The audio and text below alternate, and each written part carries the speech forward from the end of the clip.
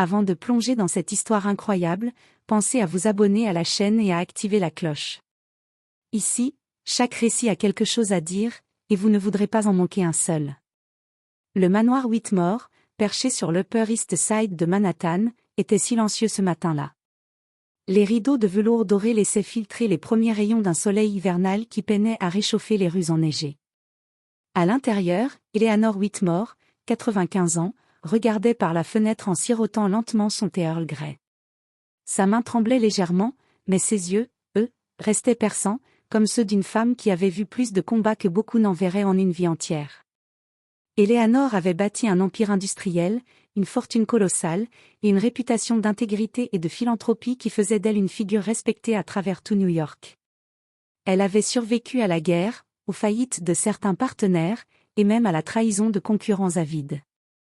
Mais jamais, au grand jamais, elle n'aurait imaginé que la menace viendrait de la personne qu'elle aimait le plus, son fils, Richard. Richard Whitmore, 68 ans, était apparu en public comme le fils parfait, élégant, charmant, dévoué. Mais derrière ses sourires et ses poignées de main assurées, il nourrissait une rancune profonde, jalousant sa mère pour son pouvoir, son autorité et sa richesse. Pendant des années, il avait observé en silence, préparant le moment où il pourrait s'emparer de ce qui, selon lui revenait de droit. Ce matin-là, Eleanor reçut un appel qui brisa le calme feutré de sa demeure.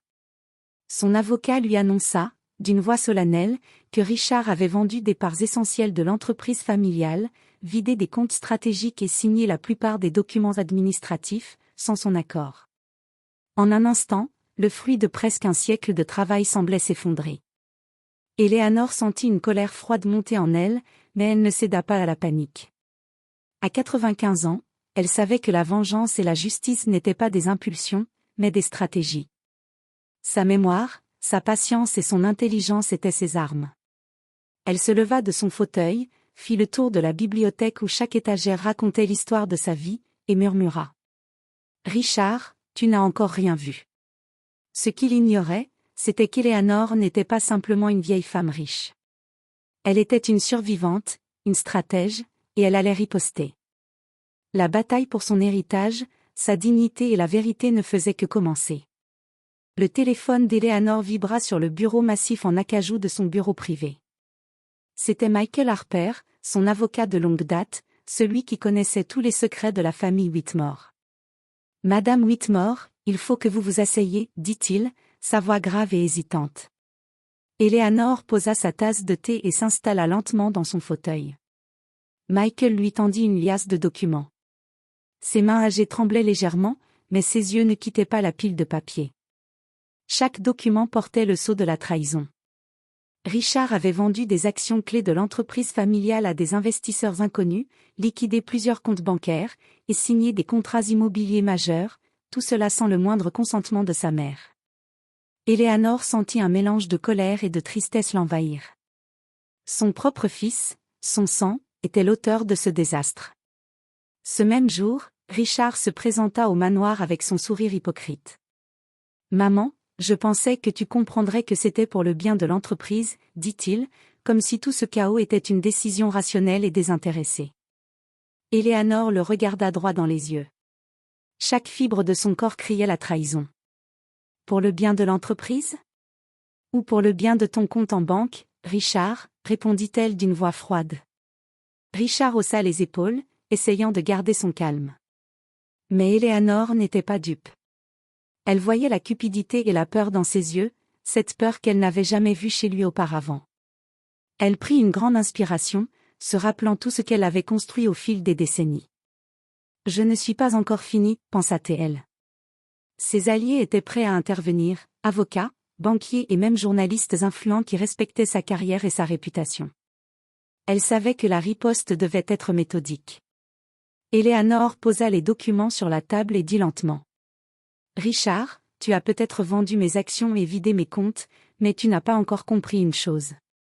La fortune peut être prise, mais la stratégie et l'influence, ça, on ne te l'a jamais enseigné. » Richard sentit un frisson le parcourir. Il n'avait jamais vu sa mère ainsi, calme, mais implacable. Ce regard ancien, chargé de toute la sagesse et de la force de 95 ans de vie, le paralysait. « Tu crois pouvoir me battre, maman » osa-t-il enfin. « Je n'ai jamais cru. »« Je sais » répondit Eleanor. Ce jour-là, la bataille pour le contrôle de l'Empire Whitmore commença. Eleanor savait qu'elle devait agir rapidement, mais surtout intelligemment. Elle ne voulait pas seulement récupérer ce qui lui appartenait, elle voulait que Richard comprenne l'ampleur de sa trahison. Le soir tombait sur Manhattan, et dans le manoir Whitmore, un silence pesant régnait. Eleanor, seule dans sa bibliothèque, traça déjà son plan, alliance, révélation publique et action légale. Richard avait ouvert la porte à sa propre défaite, mais il l'ignorait encore. Le lendemain matin, Eleanor Whitmore se leva avant l'aube. Le manoir semblait étrangement vide, chaque couloir résonnant du souvenir des pas de son fils, maintenant devenu celui qui avait trahi toute une vie. Mais au lieu de ressentir de la peur ou du désespoir, elle sentait une clarté froide et précise, elle allait reprendre le contrôle, et Richard allait comprendre qu'on ne joue pas impunément avec sa mère. Elle commença par appeler ses alliés les plus fidèles, Michael Harper, son avocat de toujours, et Linda Travers, une journaliste influente du New York Ledger qui admirait Eleanor depuis des décennies. Ensemble, ils mirent en place un plan en 3 volets. Légal examinait toutes les ventes et transactions réalisées par Richard pour identifier des failles légales. Tout document falsifié ou action non autorisée serait contesté en justice. Financier contactait les investisseurs et partenaires pour révéler l'implication de Richard, semant le doute sur sa crédibilité et sa loyauté. Public préparait une déclaration publique subtile mais ferme, laissant entendre que Richard avait trahi la confiance familiale et professionnelle, sans encore révéler toutes ses cartes. Pendant que Richard pensait savourer sa victoire, Eleanor agissait en silence, comme une joueuse d'échecs maîtrisant le plateau. Elle savait que la précipitation serait son ennemi. Richard arriva au bureau familial plus tard dans la matinée, certain de son triomphe.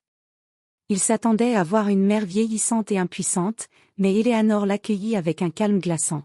« Richard, je vois que tu es déjà en train de te féliciter, » dit-elle en refermant le lourd livre de comptes sur lequel elle travaillait. Richard esquissa un sourire forcé. « Maman, il fallait prendre des décisions difficiles.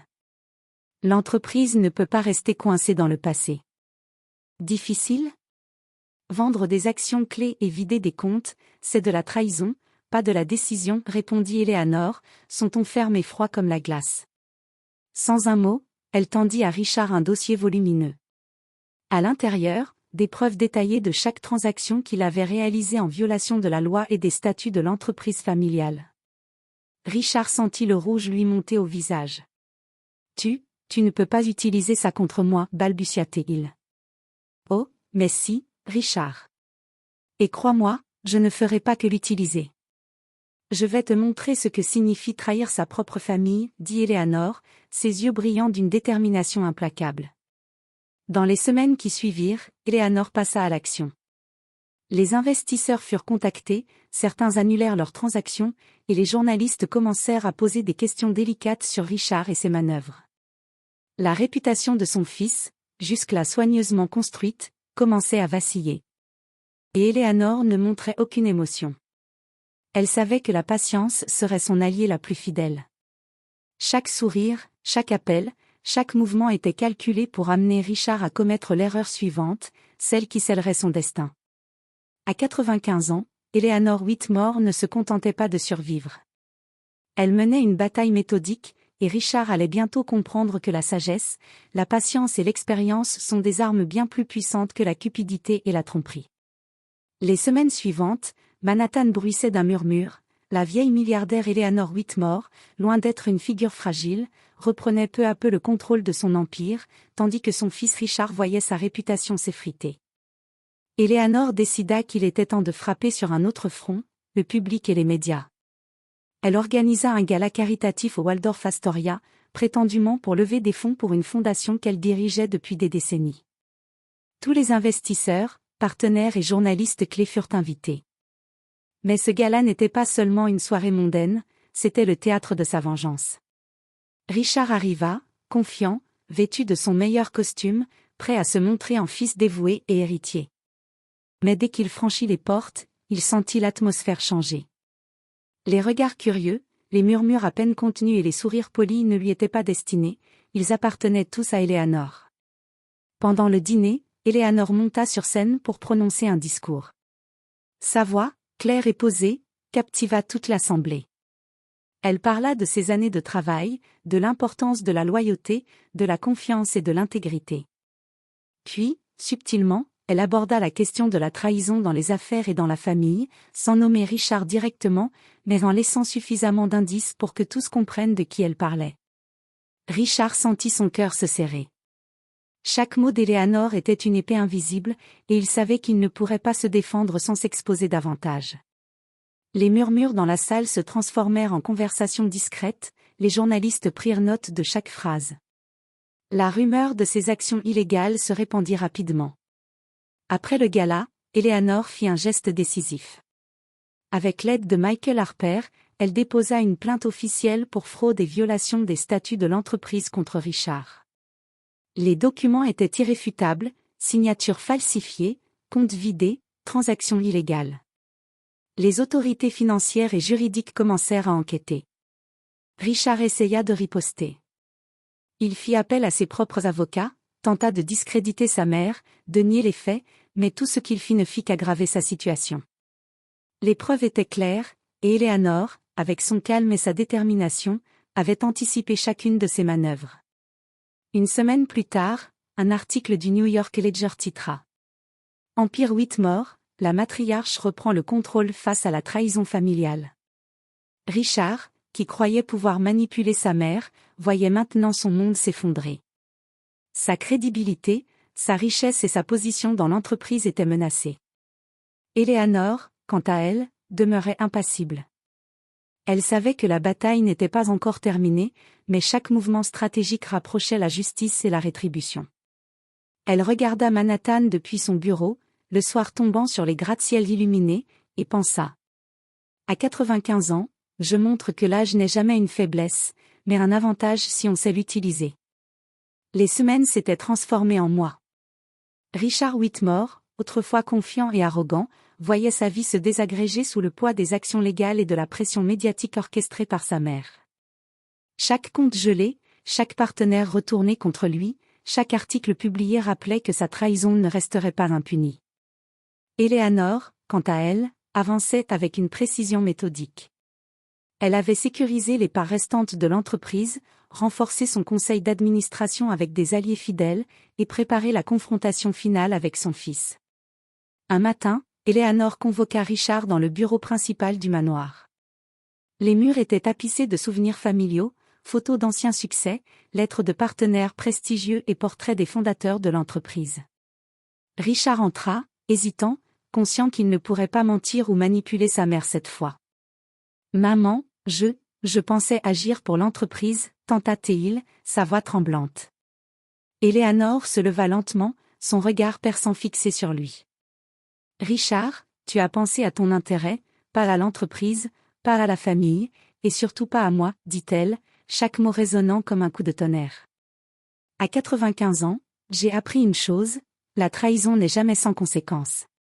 Et toi, tu vas en payer le prix. » Elle posa devant lui un dossier complet, toutes les preuves de ses fraudes, transactions illégales et manipulations. Les autorités étaient déjà informées, les avocats prêts à agir.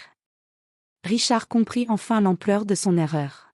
« Tu ne peux pas, balbutia-t-il. « Si, je peux. Et je vais, répondit Éléanore calmement. Mais il ne s'agit pas de vengeance personnelle. Il s'agit de justice et d'intégrité. L'entreprise Whitmore survivra, et toi, tu apprendras ce qu'il en coûte de trahir sa propre famille. » Richard, pour la première fois, sentit le poids de sa culpabilité et de sa honte. Son monde de pouvoir et de richesse s'était effondré en quelques mois, non pas à cause d'ennemis extérieurs, mais à cause de sa propre cupidité. Quelques jours plus tard, Richard fut contraint de céder toutes ses parts restantes, de reconnaître publiquement ses erreurs et de se retirer complètement de l'entreprise. L'histoire fit la une de tous les journaux. Éléanore Whitmore, 95 ans, reprend le contrôle total de son empire et triomphe face à la trahison familiale. Dans son bureau, Éléanore regarda Manhattan depuis la grande baie vitrée. Elle savait que sa victoire n'était pas seulement financière. Elle avait démontré que l'intelligence, la patience et la détermination étaient des armes plus puissantes que la force brute ou la cupidité. Elle se tourna vers Michael Harper, son fidèle avocat, et murmura avec un sourire. À 95 ans, on ne se contente pas de survivre, on montre ce qu'est vraiment la force. Et pour Richard, leçon ultime et amère, la trahison avait un prix, et Eleanor Whitmore venait de le lui faire payer avec une précision magistrale.